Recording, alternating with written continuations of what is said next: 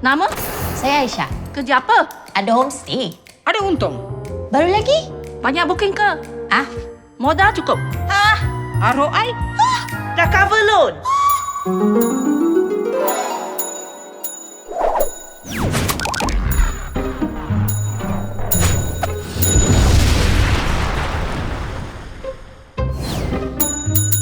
Ayuh, saya mau balik rumah masaklah. Family ke, jiran ke, semua nak kepoh. Orang Malaysia memang tak boleh mind their own business.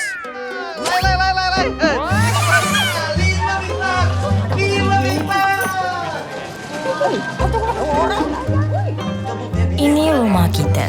Homestay kecil yang aku baru usahakan. Alamak, makin banyak tempahan. Makin banyak pula masalah. Alamak. No, Bintang.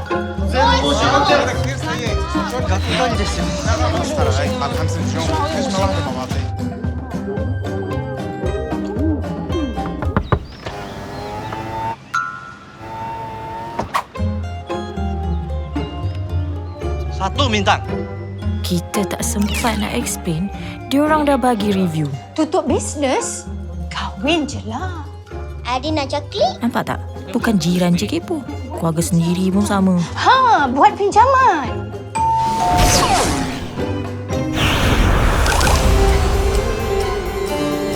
Promosi Bulan Merdeka.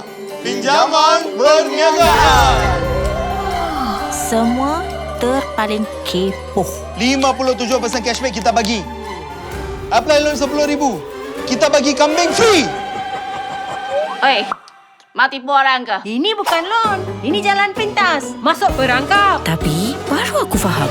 Rupanya diorang kepoh sebab diorang ambil berat.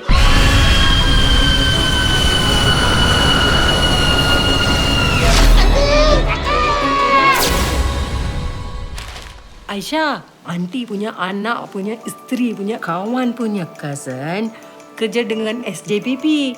SJPP tu apa, Aunty? Nak kembangkan perniagaan? Saya boleh bantu. Syarikat Jaminan Pembiayaan Perniagaan Berhad atau SJPP membantu usahawan mendapatkan akses pembiayaan dengan pihak bank melalui skim jaminan kerajaan. Bila tiba masanya nak besarkan bisnes, sebenarnya banyak sokongan pembiayaan tersedia.